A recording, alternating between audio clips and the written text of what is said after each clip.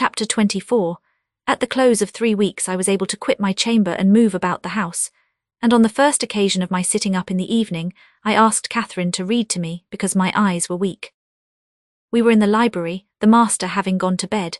She consented, rather unwillingly, I fancied, and imagining my sort of books did not suit her, I bid her please herself in the choice of what she perused. She selected one of her own favourites and got forward steadily about an hour. Then came frequent questions. "Ellen, are not you tired? Hadn't you better lie down now? You'll be sick keeping up so long, Ellen." No, dear, I'm not tired," I returned continually. Perceiving me immovable, she essayed another method of showing her disrelish for her occupation. It changed to yawning and stretching and, "Ellen, I'm tired." "Give over then and talk," I answered. That was worse. She fretted and sighed and looked at her watch till 8 and finally went to her room, completely overdone with sleep. Judging by her peevish, heavy look, and the constant rubbing she inflicted on her eyes, the following night she seemed more impatient still, and on the 3rd from recovering my company she complained of a headache and left me. I thought her conduct odd, and having remained alone a long while, I resolved on going and inquiring whether she were better, and asking her to come and lie on the sofa, instead of upstairs in the dark. No Catherine could I discover upstairs and none below. The servants affirmed they had not seen her. I listened at Mr. Edgar's door, all was silence. I returned to her apartment, extinguished my candle and seated myself in the window. The moon shone bright, a sprinkling of snow covered the ground, and I reflected that she might possibly have taken it into her head to walk about the garden for refreshment. I did detect a figure creeping along the inner fence of the park. But it was not my young mistress. On its emerging into the light, I recognized one of the grooms. He stood a considerable period, viewing the carriage road through the grounds. Then started off at a brisk pace, as if he had detected something, and reappeared presently, leading Mrs. Pony, and there she was just dismounted and walking by its side. The man took his charge stealthily across the grass towards the stable. Cassie entered by the casement window of the drawing-room and glided noiselessly up to where I awaited her. She put the door gently to, slipped off her snowy shoes, untied her hat, and was proceeding, unconscious of my espionage, to lay aside her mantle, when I suddenly rose and revealed myself. The surprise petrified her an instant. She uttered an inarticulate exclamation and stood fixed. "My dear Miss Catherine," I began, too vividly impressed by her recent kindness to break into a scold, "where have you been riding out at this hour? And why should you try to deceive me by telling a tale? Where have you been? Speak." "To the bottom of the park," she stammered. "I didn't tell a tale." "And nowhere else?" I demanded. "No," was the muttered reply. "Oh, Catherine," I cried sorrowfully. "You know you have been doing wrong, or you wouldn't be driven to uttering an untruth to me. That does grieve me. I'd rather be 3 months ill than hear you frame a deliberate lie." She sprang forward and, bursting into tears, threw her arms round my neck. "Well, Ellen, I'm so afraid of you being angry," she said. "Promise not to be angry and you shall know the very truth. I hate to hide it." We sat down in the window seat. I assured her I would not scold, whatever her secret might be, and I guessed it, of course, so she commenced. "I've been to Wuthering Heights, Ellen, and I've never missed going a day since you fell ill. Except thrice before, and twice after you left your room. I gave Michael books and pictures to prepare Minnie every evening and to put her back in the stable. You mustn't scold him either, mind. I was at the Heights by 6:30 and generally stayed till 8:30 and then galloped home. It was not to amuse myself that I went. I was often wretched all the time. Now and then I was happy, once in a week perhaps. At first I expected there would be sad work persuading you to let me keep my word to Linton, for I had engaged to call again next day when we quitted him, but as you stayed upstairs on the morrow I escaped that trouble. While Michael was refastening the lock of the park door in the afternoon, I got possession of the key and told him how my cousin wished me to visit him because he was sick and couldn't come to the Grange, and how Papa would object to my going, and then I negotiated with him about the pony. He is fond of reading, and he thinks of leaving soon to get married, so he offered if I would lend him books out of the library to do what I wished. But I preferred giving him my own, and that satisfied him better. On my second visit Linton seemed in lively spirits, and Zillah, that is their housekeeper, made us a clean room and a good fire, and told us that, as Joseph was out at a prayer meeting and Harriet and Earnshaw was off with his dogs, robbing our woods of pheasants, as I heard afterwards. We might do what we liked. She brought me some warm wine and gingerbread, and appeared exceedingly good-natured, and Linton sat in the armchair, and I in the little rocking chair on the hearthstone, and we laughed and talked so merrily, and found so much to say. We planned where we would go, and what we would do in summer. I needn't repeat that because you would call it silly. One time, however, we were near quarrelling. He said the pleasantest manner of spending a hot July day was lying from morning till evening on a bank of heath in the middle of the moors, with the bees humming dreamily about among the bloom, and the larks singing high up overhead, and the blue sky and bright sun shining steadily and cloudlessly. That was his most perfect idea of heaven's happiness. Mine was rocking in a rustling green tree, with a west wind blowing, and bright white clouds flitting rapidly above. And not only larks, but throstles and blackbirds and linnets and cuckoos pouring out music on every side, and the moors seen at a distance, broken into cool dusky dells, but close by great swells of long grass undulating in waves to the breeze, and woods and sounding water, and the whole world awake and wild with joy. He wanted all to lie in an ecstasy of peace. I wanted all to sparkle and dance in a glorious jubilee. I said his heaven would be only half alive, and he said mine would be drunk. I said I should fall asleep in his. And he said he could not breathe in mine, and began to grow very snappish. At last we agreed to try both as soon as the right weather came, and then we kissed each other and were friends. After sitting still an hour, I looked at the great room with its smooth, uncarpeted floor, and thought how nice it would be to play in if we removed the table. And I asked Linton to call Zillah in to help us, and we'd have a game at blindman's buff. She should try to catch us. You used to, you know, Ellen. He wouldn't, there was no pleasure in it, he said, but he consented to play at ball with me. We found 2 in a cupboard, among a heap of old toys, tops and hoops and battledores and shuttlecocks. One was marked C and the other H.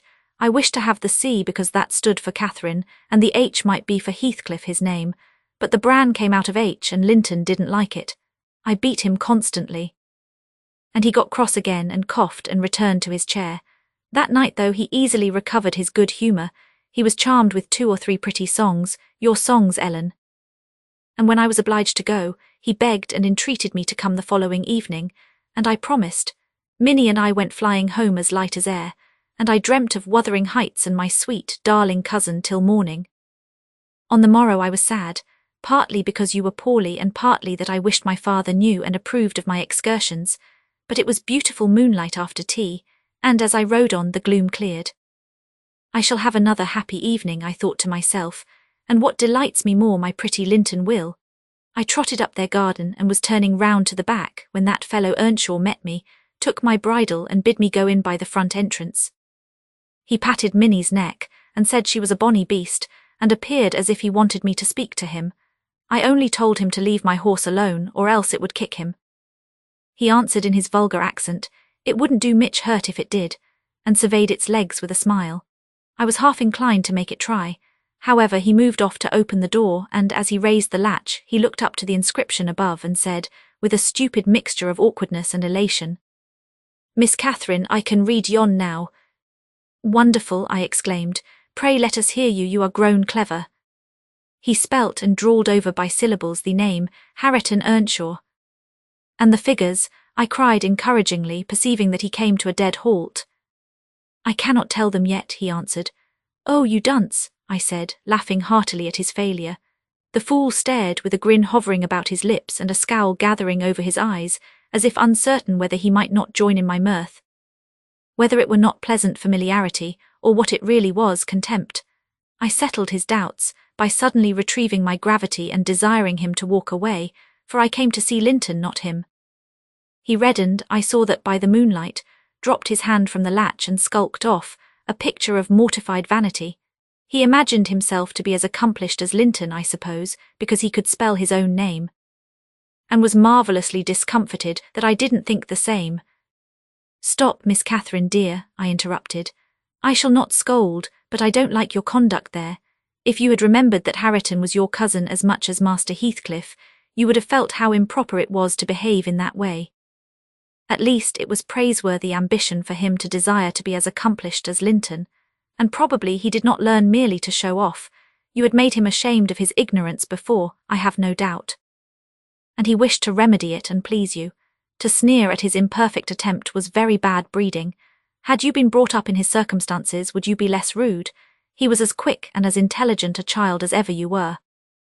And I'm hurt that he should be despised now, because that base Heathcliff has treated him so unjustly. Well, Ellen, you won't cry about it, will you? She exclaimed, surprised at my earnestness. But wait, and you shall hear if he conned his ABC to please me, and if it were worth while being civil to the brute. I entered. Linton was lying on the settle and half got up to welcome me. I'm ill tonight, Catherine, love, he said. And you must have all the talk and let me listen.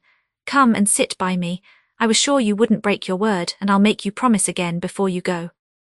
I knew now that I mustn't tease him, as he was ill, and I spoke softly and put no questions, and avoided irritating him in any way. I had brought some of my nicest books for him.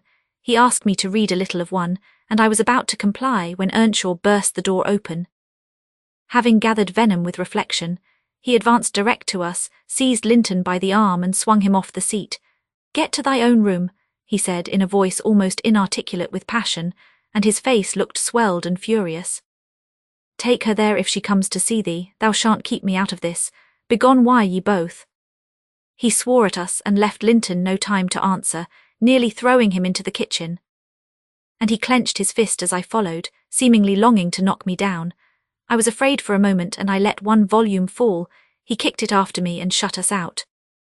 I heard a malignant, crackly laugh by the fire, and turning, beheld that odious Joseph standing rubbing his bony hands and quivering. "I were sure he'd sarve ye out. He's a grand lad. He's getten tea, rate sperrit in him. He gnaws as weel as I do who sud be tea maester yonder. He made ye skift properly. Where must we go? I asked of my cousin, disregarding the old wretch's mockery. Linton was white and trembling. He was not pretty then, Ellen. Oh no, he looked frightful, for his thin face and large eyes were wrought into an expression of frantic, powerless fury. He grasped the handle of the door and shook it. It was fastened inside. "If you don't let me in, I'll kill you. If you don't let me in, I'll kill you," he rather shrieked than said. "Devil, devil, I'll kill you, I'll kill you." Joseph uttered his croaking laugh again. "Thea, that's tea, father," he cried. "That's father, we've allers summat o' either side in us. Neither heed Hareton, lad, done not be feared, he cannot get at thee." I took hold of Linton's hands and tried to pull him away, but he shrieked so shockingly that I dared not proceed. At last his cries were choked by a dreadful fit of coughing, blood gushed from his mouth and he fell on the ground. I ran into the yard, sick with terror, and called for Zillah as loud as I could. She soon heard me. She was milking the cows in a shed behind the barn, and hurrying from her work she inquired what there was to do. I hadn't breath to explain. Dragging her in, I looked about for Linton. Earnshaw had come out to examine the mischief he had caused, and he was then conveying the poor thing upstairs. Zillah and I ascended after him, but he stopped me at the top of the steps and said I shouldn't go in, I must go home. I exclaimed that he had killed Linton, and I would enter. Joseph locked the door and declared I should do no sich stuff, and asked me whether I were born to be as mad as him. I stood crying till the housekeeper reappeared. She affirmed he would be better in a bit, but he couldn't do with that shrieking and din, and she took me and nearly carried me into the house. Ellen, I was ready to tear my hair off my head. I sobbed and wept so that my eyes were almost blind, and the ruffian you have such sympathy with stood opposite, presuming every now and then to bid me wished, and denying that it was his fault. And finally, frightened by my assertions that I would tell Papa, and that he should be put in prison and hanged, he commenced blubbering himself, and hurried out to hide his cowardly agitation.